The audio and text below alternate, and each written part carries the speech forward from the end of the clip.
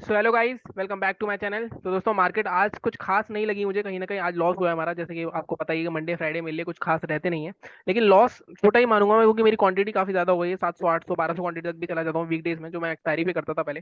तो कहीं ना कहीं यहाँ पे 5,000 का लॉस हुआ है। और ये ब्रोकरेज वोकरेज मिला के आई थिंक ओवर ट्रेडिंग, जब तुम क्वांटिटी बढ़ाओगे तुम्हारी वैल्यूएशन बढ़ेगी, उसमें तुम्हारी ब्रोकरेज भी जाएगी।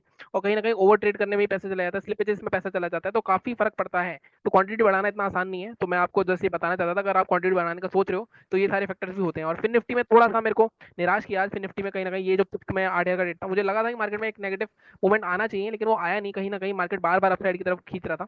और डीके बहुत हो रहा था, मतलब मार्केट जब ऊपर जा रहा था तो कम पड़ रहा था, लेकिन जब नीचे आ रहा था तो बहुत तेजी से डीका हो रहा था। तो वो भी एक दिक्कत थी। अब आगे की बात करते हैं, हमारे लेवल से किस तरह काम कर रहा है आज, और आगे आपको किस तरह काम करना चाहिए। देखो, मार्केट में अब एक गैप डाउन हुआ निफ्टी में। अगर आप देखोगे निफ्टी डाउन है, बैंक निफ्टी पॉजिटिव है। और ये जब सिचुएशन होती है तो सबसे ज्यादा लॉस होता है ऑप्शन बायर को, क्योंकि ऑप्शन बायर हमेशा कंफ्यूजन में रहता है। हमें कंफ्यूजन में नहीं रहना है, हमें किस हिसाब से ट्रेड करना है उसके बारे में बात करते हैं। अब निफ्टी ने एक शॉर्ट टर्म रेसिस्टेंस क्रिएट कर दिया क्योंकि गैप डाउन हो गया है। लेकिन अच्छी बात क्या है, मार्केट गैप डाउन हुआ उसके आसपास ही मार्केट ने आके क्लोजिंग भी दी है। तो कहीं ना कहीं अगर ये बायर स्ट्रांग है तो मार्केट कल इस स्विंग के भी नीचे नहीं जाना चाहिए, और कहीं ना कहीं यहीं से गैप फिलिंग तक के लिए आगे बढ़ना चाहिए। लेकिन अगर मार्केट में सेलर की एंट्री हो गई है तो कहीं ना कहीं कल मार्केट में ये भी जो भी आपको मूव दिखाए नेगेट हो जाएगा। और कहीं ना कहीं यहाँ तो गैप डाउन ओपन होगा, या मार्केट में ये वाली जो ट्रेंड लाइन आ रही है नीचे से, एक बार मैं ट्रेंड लाइन बना देता हूँ। मार्केट में ये जो ट्रेंड लाइन आ रही है नीचे से, ये टूट जाएगी तो कहीं ना कहीं मार्केट फिर से एक इस लो को दोबारा टेस्ट कर सकता है। ठीक है। अभी फिर भी मुझे लगता है कि मार्केट थोड़ा सा ऊपर ही रहना चाहिए, बुलिश ही लग रहा है। अगर हम बात करें लेवल्स की बात करें पहले, ये तो बैंक निफ्टी की बात कर लेते हैं पहले, उसके बाद निफ्टी की बात करते हैं। बैंक निफ्टी ज्यादा करते हैं लोग। अब बैंक निफ्टी में देखो, हमने बात करी थी हम 41,955 के लिए शॉर्ट करेंगे और बाय करेंगे 42,204 के ऊपर। मार्केट कहाँ खुला? हमारे लेवल के ऊपर खुला। हमने बात करी हुई है कि जब भी ऐसा हो तो मार्केट नीचे जाता है, अगर उसके बाद ऊपर आके क्लोज करता है 5 मिनट के अंदर, उसका हाई ब्रेक करता है, जो कि इस केस में नहीं हुआ, तुम्हारी कोई एंट्री नहीं बनी। हमारी एंट्री बनी एक बार यहाँ पे कहीं, लेकिन यहाँ पे भी अगर देखो रैली करते हुए आ रहा था मार्केट, रुका, यहाँ पे एक एंट्री बनी, लेकिन स्टॉप लॉस हिट हुआ हमारा। कुछ हमारा ज्यादा स्टॉप लॉस नहीं था, आई थिंक 20-30 पॉइंट का स्टॉप लॉस था। दोबारा एंट्री करी तो ये ट्रेड आपका चला है, लेकिन बहुत बैठना पड़ा आपको, लेकिन वो ऑलमोस्ट 70-80 पॉइंट मिले हैं। मार्केट पूरा चॉपी हो गया था, पूरा साइडवेज हो गया था, बहुत ज्यादा प्रीमियम डीके हो रहा था। तो बहुत ही बेकार मार्केट थी मेरे हिसाब से। तो आप बताना आपने प्रॉफिट कमाया नहीं कमाया। उसके बाद अगर मार्केट में बात करें सेलिंग साइड की, तो सेलिंग साइड में 955 की पोजीशन बनाई थी। अगेन मैंने हमेशा बताया कि मार्केट ऑलरेडी 300 पॉइंट गिरता हुआ आ रहा था, कैसे ट्रेड करते हैं आप यहाँ पे।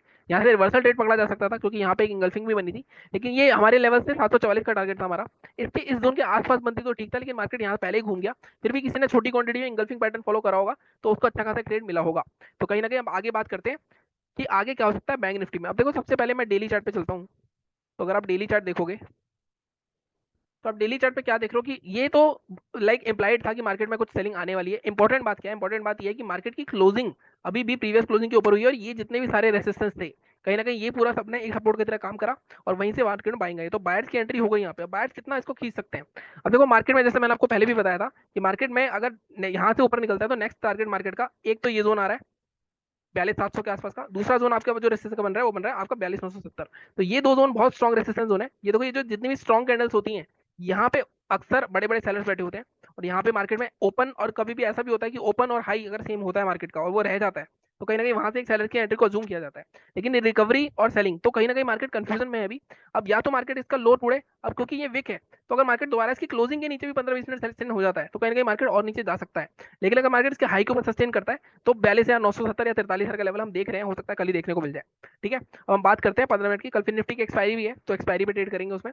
फिर निफ्टी से थोड़ा सा मेरे को दूर होना पड़ेगा, मुझे लग रहा है प्रीमियम उसके पसंद नहीं आ रही मुझे। कुछ प्रीमियम्स के मूवमेंट कभी तो बहुत अच्छे होते हैं, कभी बिल्कुल अच्छे नहीं होते, मतलब बहुत ही ड्रेस्टिक प्रीमियम मूवमेंट है उसमें। तो कहीं ना कहीं वो थोड़ा बहुत आई थिंक वॉल्यूम्स की वजह से भी होता है, स्प्रेड भी थोड़ा ज्यादा है, तो थोड़ा देखना पड़ेगा कि उसमें ट्रेड करना चाहिए नहीं करना चाहिए। पिछली एक्सपायरी पे भी अच्छा खासा लॉस हुआ मेरे को उसमें फिर निफ्टी में। तो कहीं ना कहीं ये मंथ अभी लॉस में ही चल रहा है, वो मैं दिखाऊंगा आपको, मंथली स्टेटमेंट दिखा दूँ कितना लॉस हो रहा है। फिर निफ्टी वाले एक्सपायरी वाले दिन अच्छा खासा लॉस हुआ था मुझे, मैं आपको बार बार बता रहा हूँ। तो मैंने आपको साथ शेयर नहीं करा है, वो मैंने किसी रीजन से शेयर नहीं करा है, क्योंकि मैं लास्ट में बताऊंगा आपको कि वो कैसे छुपाया जाता है आपके साथ। ठीक है। अब हम चलते हैं 15 मिनट के चार्ट पे। अब कल के लिए लेवल्स में हम क्या देखेंगे? देखो यहाँ पे जैसे मैंने बताया कि नेक्स्ट टारगेट ये है, तो कल आपकी सीधी सीधी बाइंग का टारगेट बन जाएगा हमारा डे का हाई 42,352। इसके ऊपर निकलता है मार्केट। अब पीछे देखो, पीछे कुछ भी नहीं है यहाँ पे। अगर आप देखो पीछे कोई भी रेसिस्टेंस नहीं है।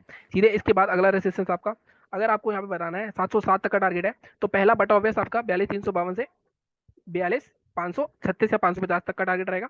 और यहाँ पे मार्केट में सेलिंग भी आ सकती है, दूसरा टारगेट 707। तो 400 पॉइंट का टारगेट दे रहा हूँ इंट्राडे का। लेकिन मैं हमेशा बोलता हूँ बैंक निफ्टी में अगर आपको 200 पॉइंट मिल रहे हैं तो आपको प्रॉफिट जरूर बुक करना है। अल्टीमेट टारगेट 42,970 रह सकता है, लेकिन कल मुझे नहीं लगता, मोस्ट प्रोबेबली आएगा ये। ठीक है। ग्लोबल मार्केट अभी देख लेते हैं। आई थिंक डाउ जोन्स का टाइम चेंज हुआ नहीं हुआ, पहले तो 8 बजे खुल रहा था वो, पता नहीं 7 बजे खुल रहा है नहीं खुल रहा। अगर देखें तो यहाँ पे एसजीएक्स निफ्टी तो ऑलमोस्ट फ्लैट ही है, 17,758। अगर यहाँ पे देखें हम, ठीक है।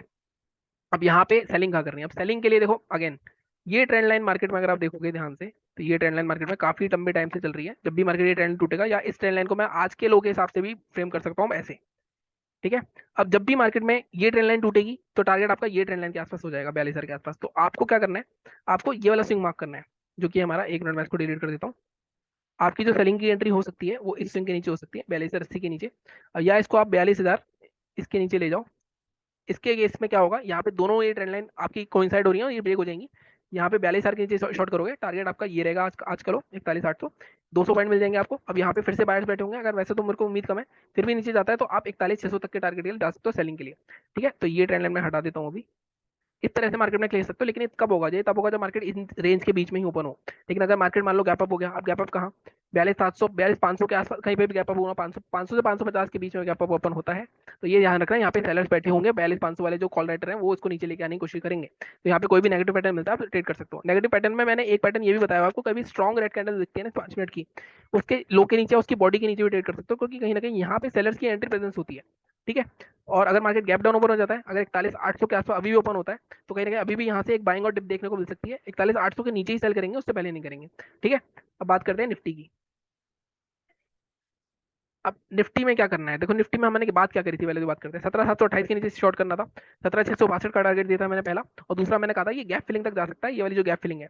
अब गैप फिलिंग तक आया, लेकिन ये पहले 5-10 मिनट में ही हो गया सब कुछ, तो मुझे नहीं लगता किसी ने ट्रेड पकड़ा होगा।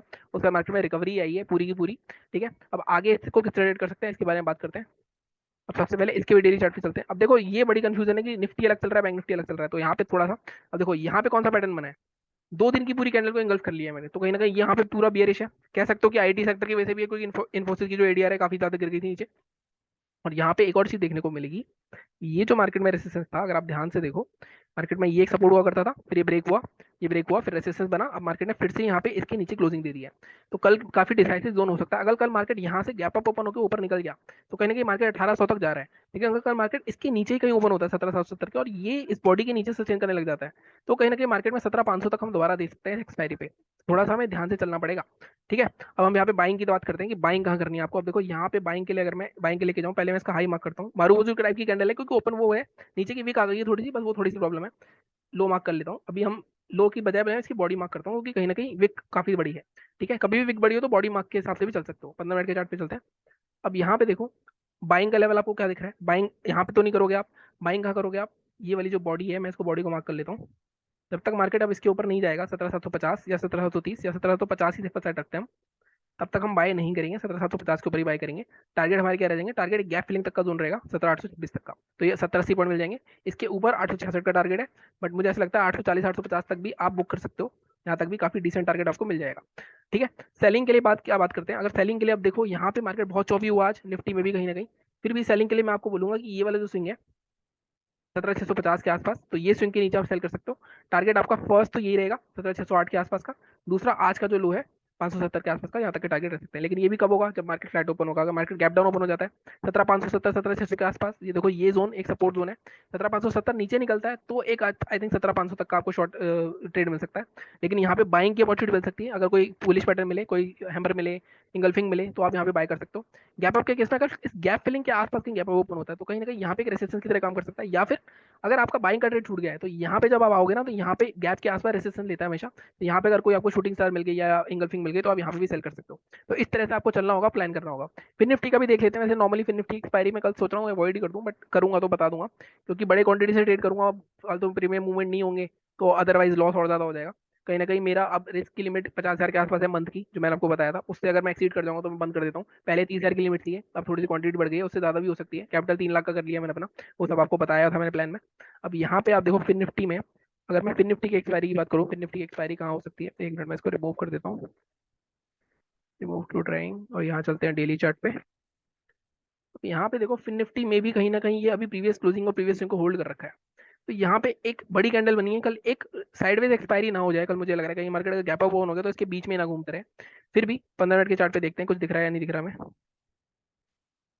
15 मिनट के चार्ट पे अगर हम देखते हैं, तो इसमें आप देखोगे तो यहाँ पे एक स्विंग ये वाला मार्क कर लेना, 18,727, इसके नीचे शॉर्ट कर सकते हैं, हमें टारगेट मिल सकता है यहाँ तक का, 18,650 तक का एक ही लेवल मिल सकता है। अगर बाइंग की बात करें, तो बाइंग में ये वाले जो स्विंग है या हाई है, इसके ऊपर बाय कर सकते हैं हम 17,850 के ऊपर। लेकिन टारगेट वही है ना, बहुत स्ट्रॉन्ग कैंडल आती है तो यहाँ पे जगह जगह पे रेसिस्टेंस बन जाते हैं, लोग यहाँ पे बाय करने में डरते हैं। फिर भी 50 पॉइंट के आसपास का टारगेट रख सकते हो, 18,900 950 के आसपास का। इस तरह ट्रेड करूंगा मैं भी।